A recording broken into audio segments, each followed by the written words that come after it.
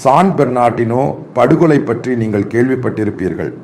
San Bernardino California மாநிலத்தில் loss ஏஞ்சல்ஸிலிருந்து 150 mile தொலைவில் உள்ள ஒரு பெரிய நகரம். கடந்த முறை அமெரிக்கா சென்றபோது ஷூட் அவுட் நடந்த இடத்தை பார்க்க சென்றிருந்தேன். அந்த பகுதியில் முஸ்லிம் சமூகம் அதிகம். இது பாகிஸ்தானில் இருந்து இங்கு வந்த முஸ்லிம்கள் மற்றும் இங்குள்ள குடிமக்களாக உள்ள முஸ்லிம்களின் கலவையாகும். ஆரம்பகால வருகைகள் மத்திய கிழக்கு ஆசிய நாடுகளில் இருந்து வந்தவர்களின் கூட்டம் உள்ளது. இங்கு அவர்களுக்கு மசூதி உள்ளது, அவர்களுக்கு மதரசா உள்ளது. இந்த அனைத்து திட்டங்களையும் கொண்ட ஒரு இடம். அதுபோலவே இந்த லாஸ் ஏஞ்சல்ஸில் முஸ்லிம்கள் உள்ளனர். கொஞ்சம் இங்கே போலீஸில் இருக்கிறார்கள். அதாவது கலிபோர்னியா லாஸ் ஏஞ்சல்ஸ் ஏபிடியில் உள்ளது. அதேபோல் இங்கு இராணுவத்தில் பணிபுரிந்து வருகின்றனர். சொல்லப்போகும் வெகுஜன கொலையை பற்றியது. 2 டிசம்பர் 2015 சையத் ஃபாருக்கி பாகிஸ்தானை பூர்வீகமாக கொண்ட இந்த சிறுவன் இங்கு குடிமகன். அப்பா பாகிஸ்தானில் இருந்து முன்பு குடியேறியவர். இங்கு கல்லூரி படிப்பை பாதியில் நிறுத்தியது. இங்குள்ள அரசு சிறுபான்மையினருக்கு அரசு வேலை வழங்க வேண்டும். நீங்கள் வெளியேறினாலும் நீங்கள் பணம் செலுத்த வேண்டும். இவ்வாறு இங்கு அரசியலமைப்பு சட்டத்தில் கூறப்பட்டுள்ளது. ஒவ்வொரு மாநிலமும் எத்தனை சிறுபான்மை சமூகத்தினருக்கு வேலை வழங்கியுள்ளது என்பதை சொல்லும் கட்டமைப்பிற்குள் இவை அனைத்தும் கணக்கிடப்படும். தணிக்கை செய்யப்பட்டு அதன் ஒரு பகுதியாக நேட்டிவிட்டி பாகிஸ்தான் குடியுரிமை பெற்ற இந்த இளைஞருக்கு இடஒதுக்கீட்டில் வேலை கிடைத்தது. இங்கு சுகாதார ஆய்வாளராக இருந்தார். செயின்ட் சான் பெர்னார்டினோவில் தீவு பிராந்திய மையம் என்று அழைக்கப்படுகிறது. சான் பெர்னார்டோ ஒரு மாவட்டம். இது மாவட்டம் என்று அழைக்கப்படும். எமது நாட்டில் மாவட்ட சுகாதார அமைச்சு சொல்ல மாட்டாயா? இதுவும் ஒன்றுதான். மொத்தம் 80 பேர் பணிபுரிகின்றனர். அங்கு ஹெல்த் இன்ஸ்பெக்டராக இருந்த சையத் ஃப்ரூக்கி என்ற இளைஞர் கல்லூரி படிப்பை பாதியில் நிறுத்திய பிறகு ISIS மற்றும் ஒசாமா பில்லாடனின் வீடியோக்களை தொடர்ந்து பார்க்க ஆரம்பித்தார். பிறகு சவுதி அரேபியாவில் பலமுறை இந்த வஹாபிசம், சலபிசம் இதையெல்லாம் படித்துவிட்டு போதையில் மயங்கி வாழ்பவன். இங்குள்ள குடிமக்களுக்கு சவுதி அரேபியாவில் பாஸ்போர்ட் இலவசம், வருகையின் போது விசா. உதவிக்காக அமெரிக்காவை தாக்குவதே இலக்காக இருந்தது. ஏனென்றால் அமெரிக்கா ISIS மற்றும் ஒசாமா பில்டனை அழித்த பிறகு அதன் ஒரு பகுதியாக அமெரிக்காவை ஏதோ ஒரு வகையில் அழிக்கிறது. அதற்கு அவர் ஒரு மெக்சிகன், அதாவது குடியேறிய மெக்சிகன் புரிந்து கொண்டார். அவர் இஸ்லாத்திற்கு மாறினார். அவர் ஒரு கிறிஸ்தவர், கத்தோலிக்க. அவனை பிடித்தான் அவர் மூலம் அவர். ஏனென்றால் அவர் முன்பு இங்கு வந்திருந்த புலம்பெயர்ந்தவர். அவருக்கு கிரீன் கார்டும் அவரது மனைவிக்கு கிரீன் கார்டும் உள்ளது. அவருக்கு குடியுரிமை உள்ளது. அவர் த்ரூவிடமிருந்து ஒரு துப்பாக்கியை வாங்கினார். ஏனெனில் பயங்கரவாத தாக்குதலுக்கு பிறகு முஸ்லிம் சமூகம் துப்பாக்கியை கேட்டால் அவர்களை பற்றிய உண்மையான ஆய்வுக்கு பின்னரே துப்பாக்கி வழங்கப்படும். எனவே அவர் இந்த மெக்சிகன் நாட்டிடம் இருந்து துப்பாக்கியை கிறித்துவ பெயரில் பெறுகிறார். பின்னர் இந்த நிகழ்வுகள் அனைத்தையும் மெக்சிகன் அறிந்தான். அவன் அதை ஒப்புக்கொண்டு இந்த முயற்சியில் இருந்து விலகுகிறான். இங்குதான் 2வது படி நடைபெறுகிறது. அங்கொன்றும் இங்கொன்றுமாக அவன் எண்ணிய வழியில் ஒரு துணை வேண்டும். அதன்பின் இணையதளத்தில் பாகிஸ்தானில் முல்தானைச் சேர்ந்த ஆயிஷா மருந்தாளுநர் என்று ஒரு பெண் சொன்னாள். அங்கே படிக்கிறேன், ஆனால் படிக்கும்போது இந்த பொண்ணு பரவாயில்லை. ஏனென்றால் விசாரணையின் ஒரு பகுதியாக நீங்கள் ஒவ்வொன்றையும் கூகுள் செய்து பழைய செய்திகளை புரிந்து கொள்ளலாம். அதன் பிறகு அவள் வஹாபிசத்திற்கு, அதாவது சலபிசத்திற்கு செல்கிறாள். இது 2ஆம் நிலை எனப்படும். அதன் பிறகு அவள் அங்கு வேலை செய்வது அல்லது படிப்பது பற்றிய எந்த விவரங்களையும் தெரிவிக்கவில்லை. ஆனால் அவள் தீவிர முஸ்லிம் உணர்வுகள், சிந்தனைகள் மற்றும் மத தீவிரத்தில் வாழும் ஒரு பெண். இந்த பொண்ணு அங்கே போய் கல்யாணம் பண்ணிக்கிட்டு, அங்கே K1 விசான்ற சிஸ்டம் இருக்கு. அதாவது கல்யாணத்துக்கு பிறகு இங்கே ஒரு குடிமகன் தன் துணையை இங்கே கூட்டிட்டு வரலாம்னு ஒரு முறையில் இங்கே வருவாங்க. அவங்களுக்கு ஒரு குழந்தை. அவருக்கு 6 மாதம் 7 மாதங்கள் இருக்கும்போது இருவரும் சேர்ந்து முடிவெடுத்து அவர் பணிபுரியும் அலுவலகத்தில் கிறிஸ்துமஸ் கொண்டாடத் தொடங்கினர். ஏனென்றால் இங்கு கிறிஸ்துமஸ் கொண்டாட்டம் டிசம்பர் 15ஆம் தேதி. இது டிசம்பர் 1ஆம் தேதி முதல் தொடங்கும்.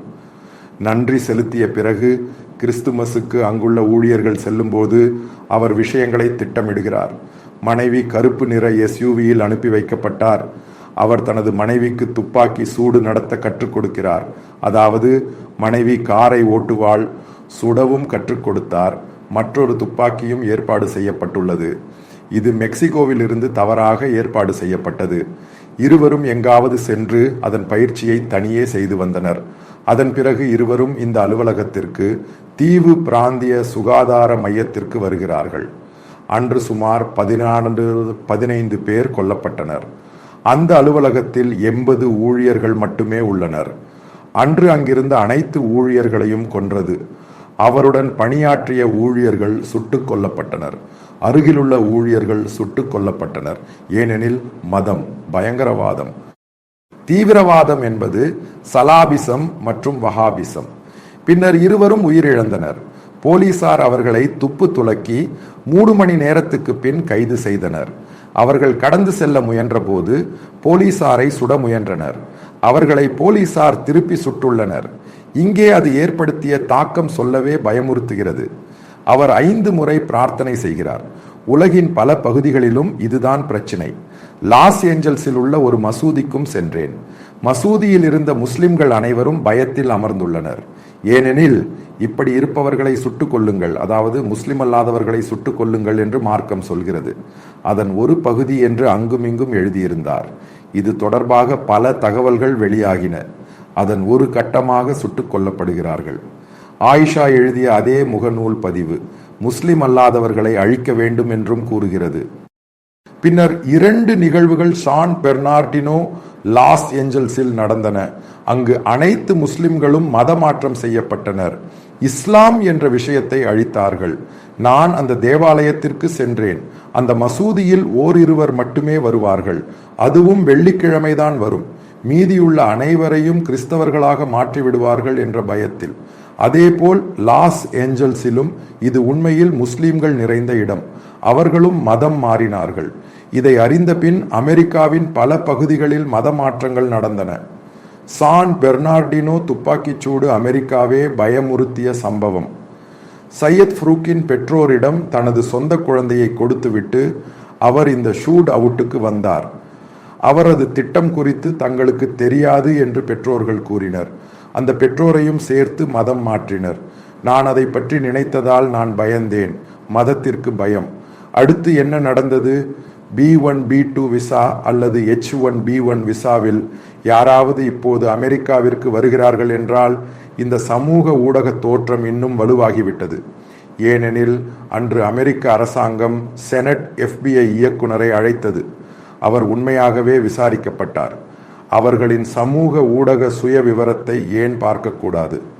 ஏனெனில் இந்த ஆயிஷாவின் சமூக வலைதள விவரம் கிறிஸ்துவர்களையும் முஸ்லிம் அல்லாதவர்களையும் சுட்டுக் கொள்ள வேண்டும் என்று கூறுகிறது. மிகவும் தீவிரமான பல பதிவுகள் உள்ளன. அதன் பிறகு இப்போது அமெரிக்காவில் விசாவிற்கு விண்ணப்பிக்கும் போது நமது சமூக ஊடகங்களை பார்க்கிறோம். அதன் விவகாரங்கள் ஏஜென்சிக்கு வழங்கப்படலாம். நாம் பல விஷயங்களை வாட்ஸ்ஆப்பில் ஃபார்வேர்டு செய்யும் போது அதன் சர்வர் இங்கே காணப்படும். இப்படித்தான் அவர்களின் விசாக்கள் அடிக்கடி நிராகரிக்கப்படுகின்றன. அதன பிறகு அமெரிக்காவில் என்ன நடந்தது, உலகளவில் என்ன நடக்கப் போகிறது? அதற்கு பிறகுதான் சவுதி அரேபியாவின் முகமது பின் சல்மான் 2015 இந்த ஷூட் அவுட் பற்றி யோசித்து பாருங்கள். அதாவது டிசம்பர் 2000 ஷூட் அவுட்டுக்கு பிறகு அவர் ஒரு முடிவை எடுப்பார். சவுதி அரேபியாவிலிருந்து சலாபிசமும் வஹாபிசமும் விரட்டி அடிக்கப்படுகின்றன. ஏனென்றால் அவர் அங்கு சென்று போதையில் திரும்புகிறார். இங்கே ஷான் பெர்னார்டினோ பிரச்சனை இந்த முகமது பின் சல்மான் முடிவு என்ன என்பதுதான். சவுதி அரேபியாவிலிருந்து இந்த சலபிசமும் வஹாபிசமும் அகற்றப்படும். அதன் ஒரு பகுதியாகவே அங்குள்ளவர்கள் விட்டு ஓட ஆரம்பித்தனர். அதேபோல் மசூதிகளில் தொழுகை நேரம். அந்த நேரத்தில் அதிகாரிகளால் கண்டிப்பாக பின்பற்றப்படும் பிரசங்கம் என்ன? அரசாங்கத்திற்கு வழங்கப்படுகிறது. சொல்லப்போகிறார்கள், கண்டிப்பாக சலபிகளையோ வஹாபிகளையோ பிடித்து தூக்கி எறியுங்கள். அதன் பிறகு உலகில் பலருக்கு நிதியுதவி செய்தார்கள். முகமது பின் சல்மான் அமெரிக்க பிரச்சனையில் சிக்கியுள்ளார். சுய புதுப்பித்தல் இல்லாமல் இந்த மதம் வாழ முடியாது.